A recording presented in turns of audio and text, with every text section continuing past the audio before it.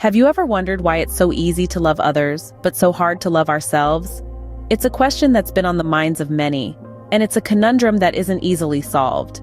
Self-love, it's a concept that seems so simple, yet can be incredibly complex to truly grasp. Many of us are caught in a struggle, a battle between accepting who we are and the persistent desire to be something more, something different.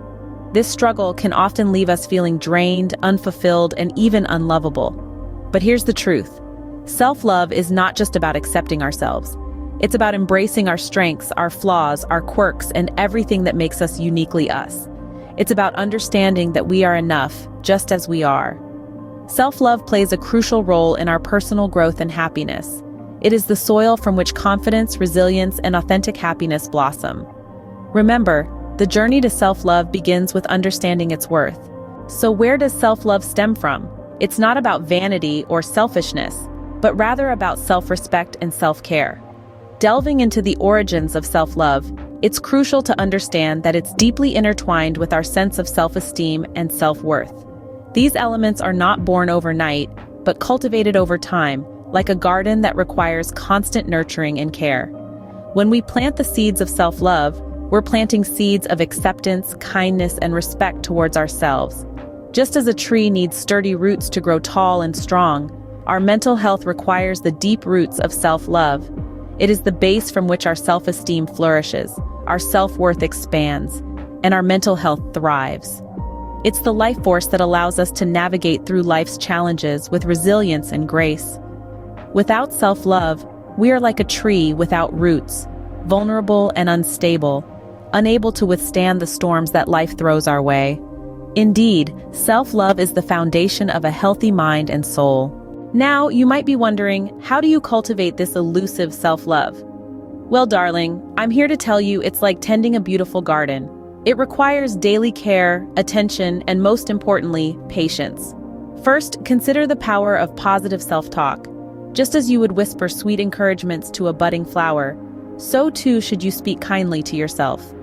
Replace the prickly thorns of self-deprecating thoughts with affirmations that celebrate your strengths and unique qualities.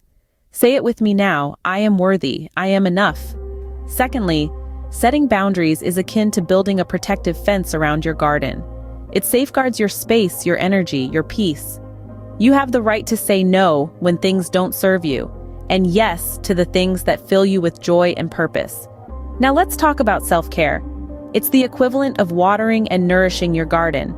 It's about taking time out for yourself, doing things that make you happy, and caring for your physical, emotional, and mental health. It could be as simple as reading a book, taking a walk in nature, or indulging in a warm bubble bath. You need to replenish yourself to continue growing. Lastly, acknowledging personal achievements is like celebrating the blooming flowers in your garden.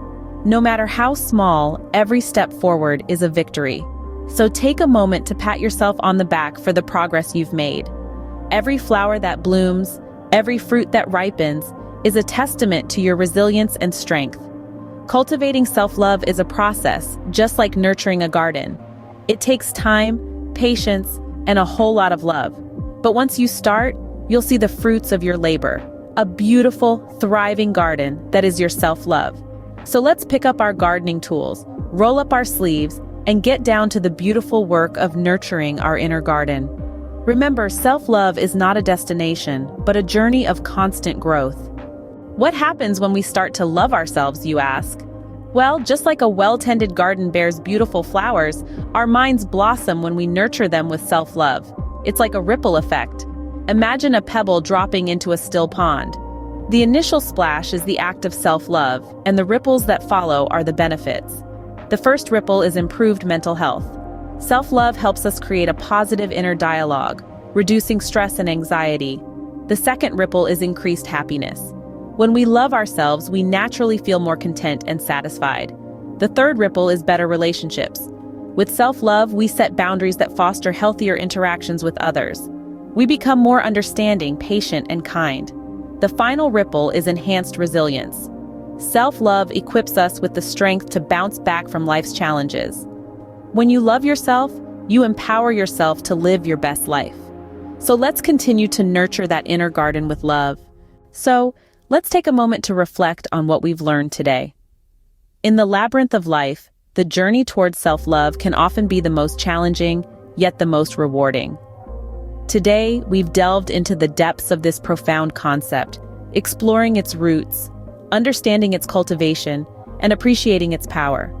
We started by unraveling the self-love conundrum, acknowledging that it isn't about being self-absorbed or narcissistic.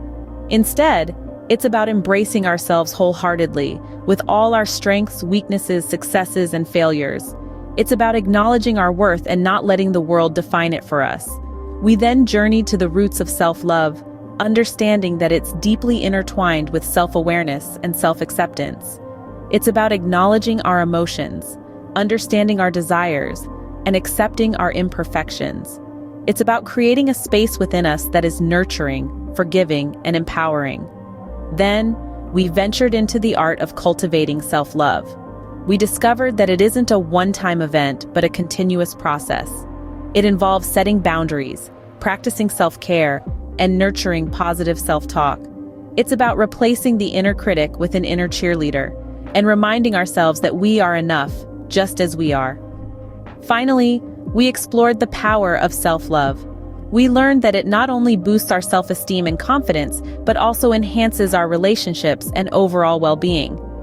It enables us to be resilient in the face of adversity, and empowers us to live our lives authentically and courageously. As we conclude, let's remember that self-love is not a destination, but a journey.